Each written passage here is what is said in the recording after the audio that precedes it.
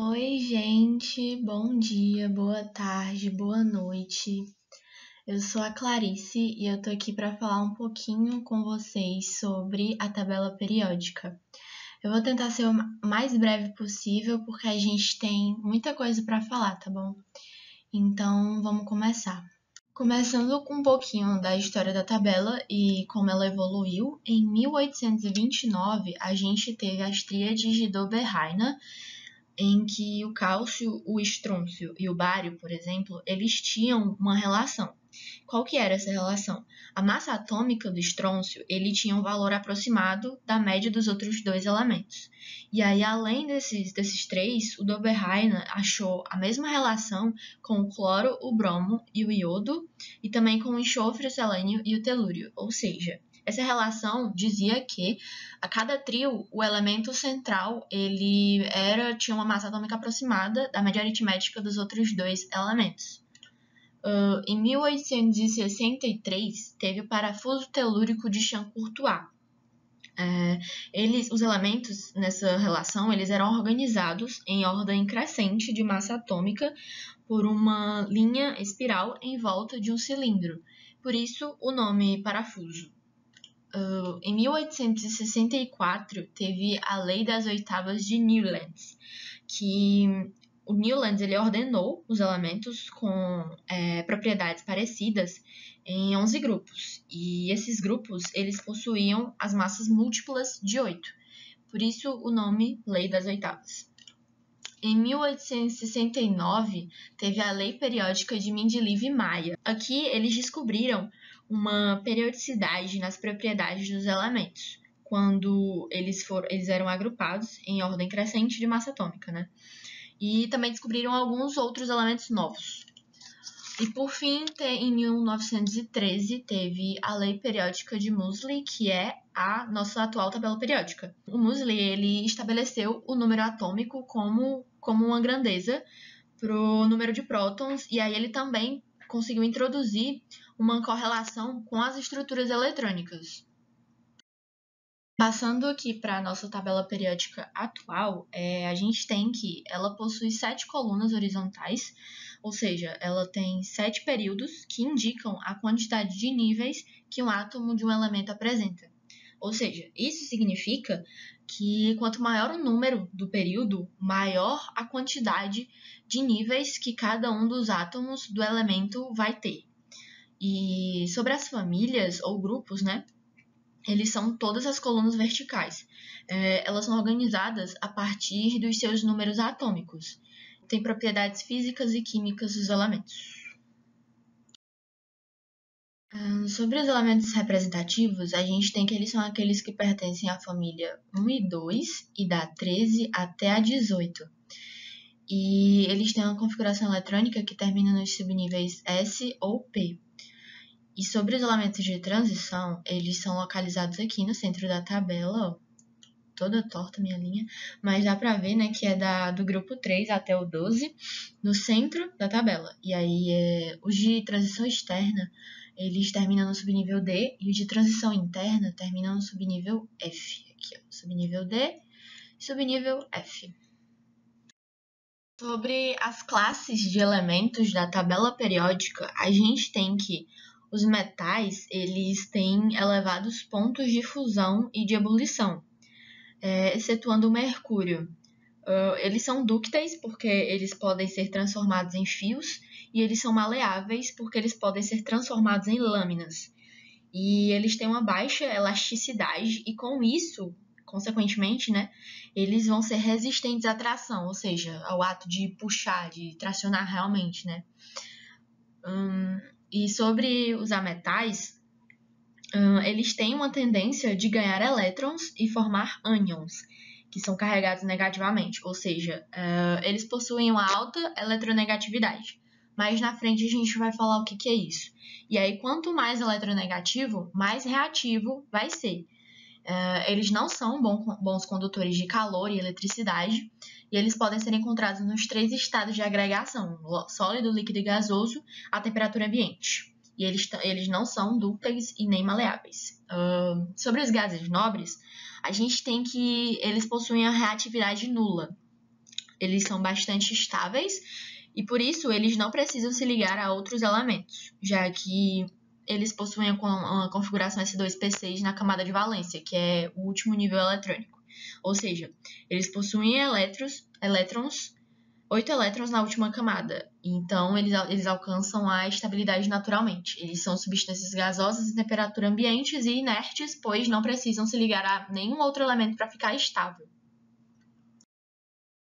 Sobre as propriedades periódicas, a gente tem que o raio atômico é a distância entre o centro do núcleo do átomo e o seu elétron mais externo.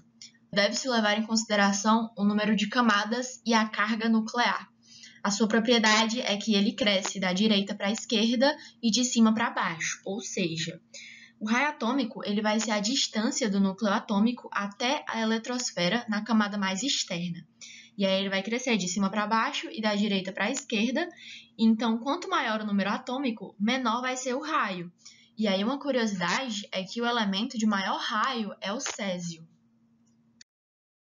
Sobre a energia de ionização, ela significa ser uma propriedade que indica qual a energia que vai ser necessária para transferir o elétron de um átomo no seu estado inicial. Qual que é esse estado inicial?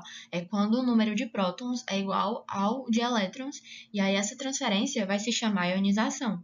E aí por isso que se chama energia de ionização.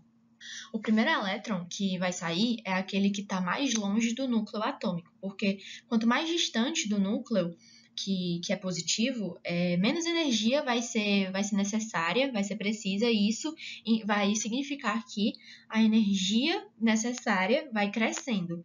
Ou seja, a energia para retirar o primeiro átomo é menor que a energia necessária para retirar o segundo átomo, já que a distância do núcleo positivo vai estar diminuindo.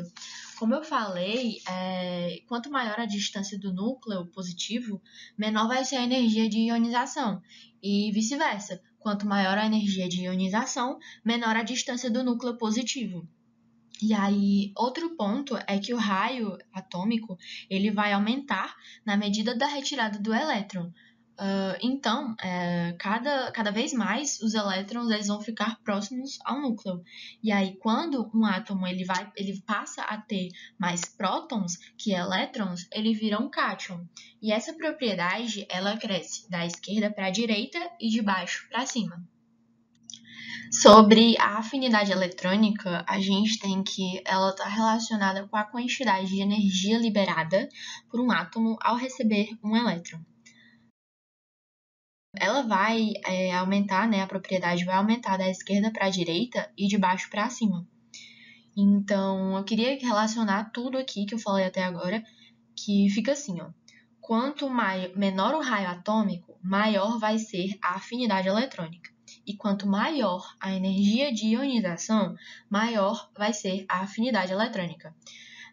Uma observação que é importante se atentarem é que os gases nobres eles não entram nessa classificação por causa daquilo que eu já falei anteriormente, que eles são inertes e não precisam se ligar a nenhum outro elemento para conseguir a estabilidade.